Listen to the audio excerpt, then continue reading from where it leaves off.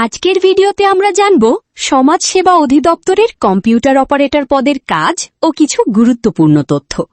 আপনি যদি এই পদে আবেদন করতে চান বা চাকরি পান, তবে আপনাকে প্রতিদিন অফিসে ঠিক কি কি দায়িত্ব পালন করতে হবে, আপনার পদোন্নতি বা প্রমোশন কেমন হবে এবং আপনি মাসে কত টাকা বেতন পাবেন। আজকের ভিডিওতে আমরা এর খুঁটিনাটি সবকিছু একদম সহজ ভাষায় জানব। প্রথমেই জানা যাক এই পদের মূল কাজ বা দায়িত্বগুলো কি কি। কম্পিউটার অপারেটর পদটি মূলত একটি সম্পূর্ণ কারিগরি, ডেটা ম্যানেজমেন্ট এবং তথ্য প্রযুক্তি সংক্রান্ত পদ।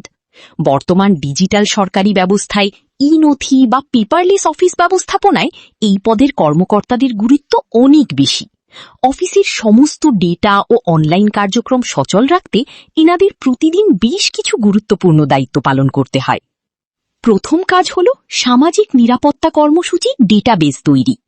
সমাজসেবা অধিদপ্তরের মূল প্রাণ হল বিভিন্ন সেবা ও ভাতা প্রদান, যেমন বয়স্ক ভাতা, বিধবা ভাতা, প্রতিবন্ধী ভাতা এবং অসচ্ছল মুক্তিযোদ্ধাদের ভাতা। এই বিশাল সংখ্যক সুবিধাভোগীদের নাম, জাতীয় পরিচয়পত্র, মোবাইল ব্যাংকিং অ্যাকাউন্ট নম্বর সহ যাবতীয় তথ্য বা ডেটাবেস কম্পিউটারে নিখুঁতভাবে এন্ট্রি করা, সংরক্ষণ করা এবং প্রতি বছর তা আপডেট রাখাই কম্পিউটার অপারেটরের প্রধান কাজ। দ্বিতীয় কাজ হল অফিসিয়াল টাইপিং ও রিপোর্টিং। অফিসের যাবতীয় গুরুত্বপূর্ণ চিঠিপত্র, নোটিশ, সভার কার্যবিবরণী এবং মাসিক, ত্রৈমাসিক ও বার্ষিক প্রতিবেদন অত্যন্ত দ্রুত ও নির্ভুলভাবে বাংলা এবং ইংরেজিতে টাইপ করতে হয়।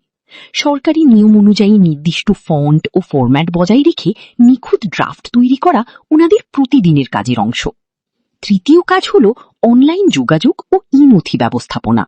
সরকারের আধুনিক ই-নথি বা ই-নথি সিস্টেম ব্যবহার করে ফাইল এক টেবিল থেকে অন্য টেবিলে পাঠানো, অধিদপ্তরের প্রধান কার্যালয় বা অন্যান্য উইং থেকে আসা বিভিন্ন গুরুত্বপূর্ণ ইমেলের জবাব দেওয়া এবং অফিসিয়াল ওয়েবসাইট বা পোর্টাল তদারকিতে ঊর্ধ্বতন কর্মকর্তাদের কারিগরি সাহায্য করা। চতুর্থ কাজ হল আইটি সাপোর্ট ও ডিজিটাল আর্কাইভ। অফিসের কম্পিউটার, প্রিন্টার, স্ক্যানার বা ইন্টারনেট রাউটার যাতে সবসময় ঠিকঠাক কাজ করে তা খেয়াল রাখা। এছাড়া কোনো হার্ড কপি বা কাগজের ফাইল নষ্ট হয়ে যাওয়ার ঝুঁকি এড়াতে সেগুলোকে স্ক্যান করে কম্পিউটার ও ক্লাউডে ডিজিটাল আর্কাইভ বা ব্যাকআপ হিসেবে সুরক্ষিত রাখা। এবার জানা যাক এই চাকরিতে প্রমোশন বা পদোন্নতির সুযোগ কেমন। কম্পিউটার অপারেটর হিসাবে ক্যারিয়ার শুরু করলে পরবর্তীতে বিভাগীয় পরীক্ষার মাধ্যমে উচ্চতর পদে যাওয়ার চমৎকার সুযোগ থাকে। আপনি যদি এই পদে সফলভাবে নির্দিষ্ট বছর চাকরি সম্পন্ন করেন এবং অধিদপ্তরের অভ্যন্তরীণ বিভাগীয় কম্পিউটার ও লিখিত পরীক্ষায় উত্তীর্ণ হতে পারেন, তবে যোগ্যতা ও জ্যেষ্ঠতার ভিত্তিতে আপনি পদোন্নতি পেয়ে উচ্চমান সহকারী অথবা পরবর্তীতে প্রধান সহকারী ও 10ম গ্রেডের প্রশাসনিক কর্মকর্তা অ্যাডমিনিস্ট্রেটিভ অফিসার হওয়ার সুযোগ পাবেন। সবশেষে এই পদের বেতন স্কেল ও সুযোগ সুবিধা কেমন। কম্পিউটার অপারেটর পদটি জাতীয় বেতন স্কেলে 13তম গ্রেডের একটি অত্যন্ত মর্যাদাশীল চাকরি। এর মূল বা বেসিক বেতন শুরু হয় 11,000 টাকা থেকে এবং তা সরকারি নিয়ম অনুযায়ী প্রতি বছর বৃদ্ধি পেয়ে সর্বোচ্চ 26,590 টাকা পর্যন্ত হয়।